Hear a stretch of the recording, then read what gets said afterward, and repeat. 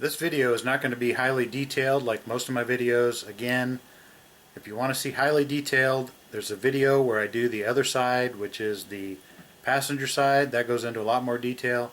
This is just real quick. In hindsight, this one went really well. It helped, of course, that the axle was broken. It just fell right out. But even getting it in, it just almost popped into place. It was incredibly easy. May not always go that easy for you, but this should give you some basic ideas on how to do the driver's side. Check the other video out if you want more detail on the ins and outs, sizes, and so on and so forth.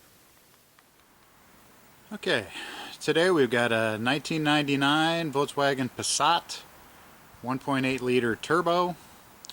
We're going to be replacing the CV axle on the driver's side, so not this side. I have a video out there already where I replaced the CV axle here on the passenger side. So if you watch it combined with this, you'll get a pretty good idea of what's going on. This one was replaced in California, oh, I don't know, 3 or 4 years ago. It just completely came apart here. Busted off.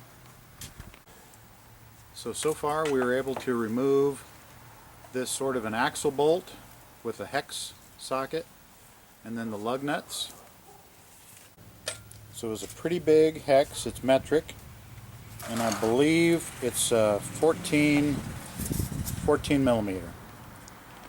We were lucky, we were able to just chalk the front wheel and use a heavy duty Makita impact, and we got that out of there. Typically you might have to lower this wheel down, let the tire touch the ground, get in there with a breaker bar and a pipe, and then get in there with a breaker bar and a pipe, get this shoved in there, and get this loose again with the tire on the ground. So that's what she looks like. And that hex, I think 14 millimeter, fit right in there. So he's going to grab part of that axle already, so there's that part. And the first clue that there was a problem was a strange noise, and then we found the cage laying around. So here this axle is just completely loose in there, and its guts and ball bearings and everything just fell out on the ground. So this can happen. You should not have to take the brakes loose or the calipers off, anything like that. At this point you might want to try and stick your axle in here and make sure your number of splines is correct. They have two versions, which we got wrong on the other side. There's a 33 and a 38 spline. So now you could try it out. So that'd be another good choice. Okay, they were just going around one by one, loosening those special bolts that are connecting the axle to the transmission.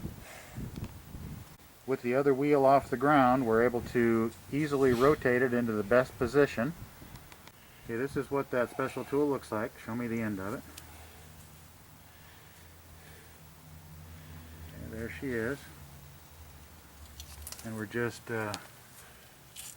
going around here, rotating to the best position, loosening one by one. M10. And over here I can pull that block out of the way, we can rotate it, and then we shove that block back in there to loosen it. And we are using COVID precautions today.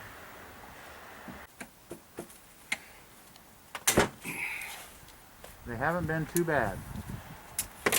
Famous last words, but we'll try. Guess I could have been taking those out as I was doing that too, couldn't I? Goes.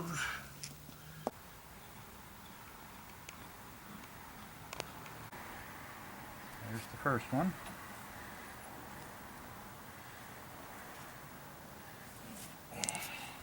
You can see a little blue Loctite on there, but they didn't come off too bad.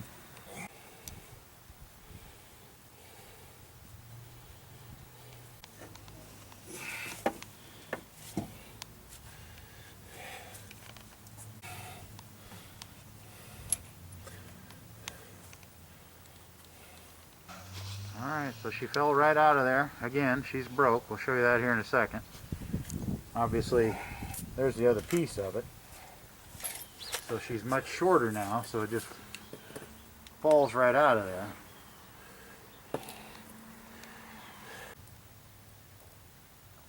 Form fitting, they fit the tire. I'm going to use them for weights to hold stuff down in my temporary patches. So I bought 4 of those. And I never got them up there, Finally I needed them. Picked them up. They're supposed to be 70 pounds. Now in this case, unlike the other side, this axle is going to fall right out of there because it's busted. So it's way shorter. So the easy part will be getting this axle out. The harder part will be working it back in.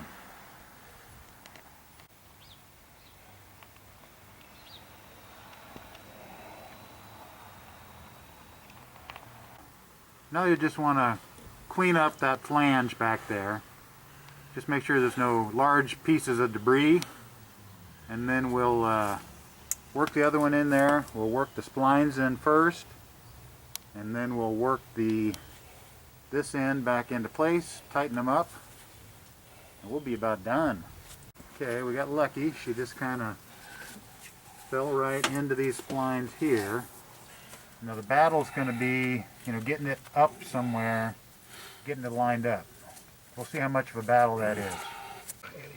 Okay, once we got this fairly lined up, we put some anti-seize on the bolt, then on this face right here, and then we got lucky, and it just tipped right up and lined up in there. So now we're going to clean off the threads of these bolts, put maybe a drop or two of blue Loctite, and we'll get them all put back in, and then we'll torque them to factory spec.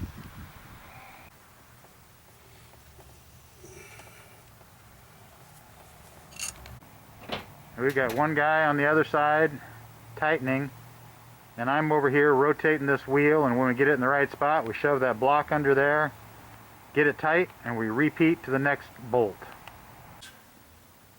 I don't know. I'll spin it around, make sure that they're all in there. Okay, once we got this fairly lined up, we put some anti-seize on the bolt, then on this face right here.